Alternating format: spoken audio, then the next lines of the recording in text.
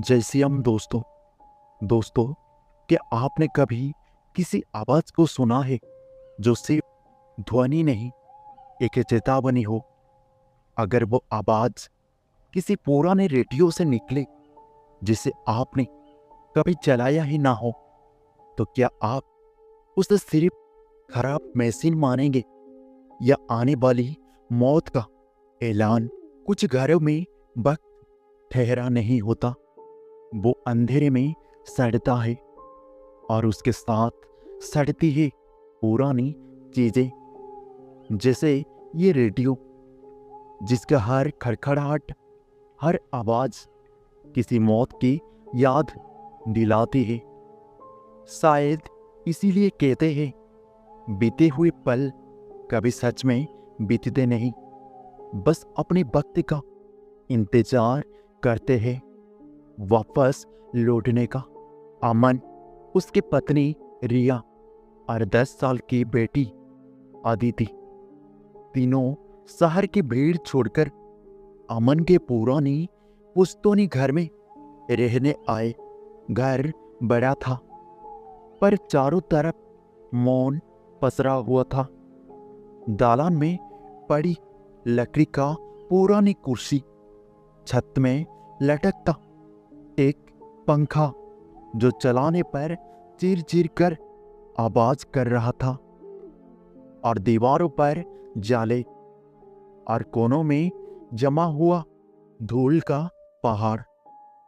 सबसे पुरानी चीज थी एक 60 साल का पुराना लकड़ी का रेडियो, टूटी हुई बटन, जंग लगा डायल और उस पर धूल की मोटी परत। अमन हंसा और कहा, ये दादाजी की निशानी है, ये कभी नहीं चलता था।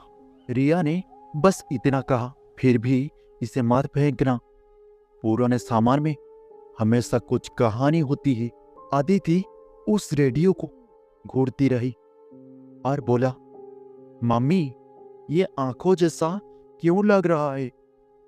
रिया ने उसे पास खींच लिया और बोला, अरे पागली, ये लकड़ी का पाटन है, लेकिन पाटन सच में किसी चेहरे जैसा लगता था।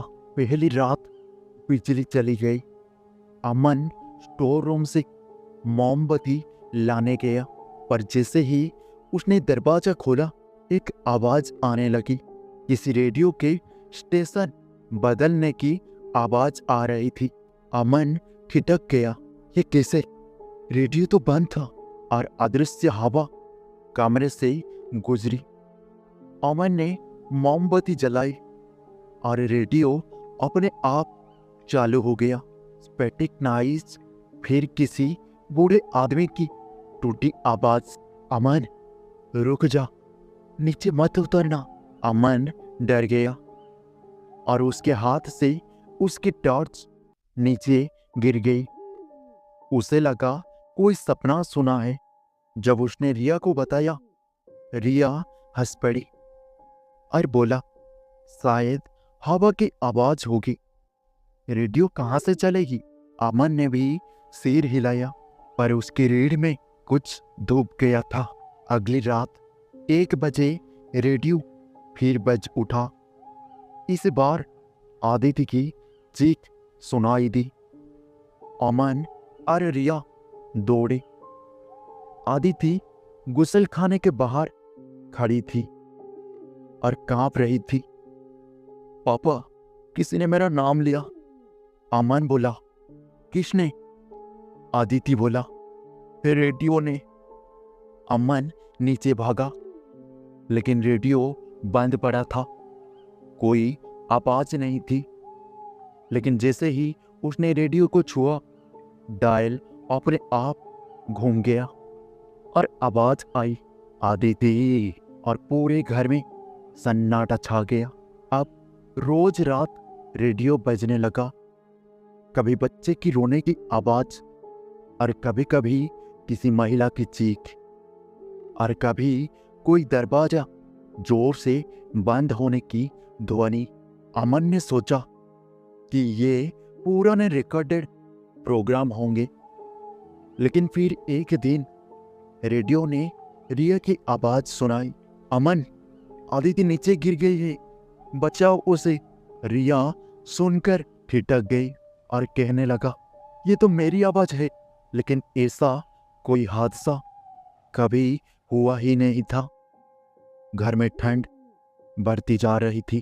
कमरे में किसी के चलने की आवाज साफ सुनाई देने लगी और हर रात रेडियो कई नई आवाज सुनाता था और वो आवाज हमेशा परिवार के किसी सदस्य की भविष्य की चीख लगती थी। एक गहरी रात अमन रेडियो के पास बैठा था। रेडियो शांत था, लेकिन अचानक गड्ढा धुआं रेडियो से निकलने लगा और एक महिला की बहुत धीमी डरी हुई आवाज, वो वापस आ गया है, वो घर के अंदर है। अमन ने पूछा, कौन? रेडियो बोला, जिस भूत को तेरे दादाजी ने इस रेडियो में कैद किया था। अमन ने चौंक कर रेडियो को दूर फेंक दिया, लेकिन रेडियो हंस पड़ा और बोला, तुम मुझे तोड़ नहीं सकते, मैं खून से चलता हूं, बिजली से नहीं। अमन ने गांव के बुजुर्ग खेमराज को बुलाया। खेमराज ने रेडियो देखते ही कहा, ये चीज अपने आप नहीं चलती, इसमें एक आत्मा बंदी है। अमन ने पूछा, ये किसकी आत्मा है? खेमराज बोला, तुम्हारे दादाजी ने एक काली आत्मा को कैद किया था। वो बहुत खतरनाक थी।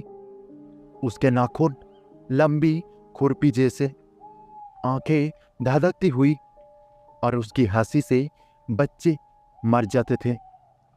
अमन कांप गया। तो दादाजी ने इसे रेडियो में क्यों बंद किया? खेमराज बोला, क्योंकि वो साउंड के जरिए बाहर आ सकती थी, इसीलिए उसे आवाज के एक दायरे में कैद किया गया। रिया डरते हुए बोला, और अब? खेमराज बोला, अब वो जाग चुकी है। ये रेडियो जो आवाज सुनाता है वो अतीत नहीं, ये मौत है जो होने वाली है। उस रात घर में किसी के तेज तेज दौड़ने की आवाज गूंज रही थी। खिड़कियां अपने आप खोल बंद हो रही थी।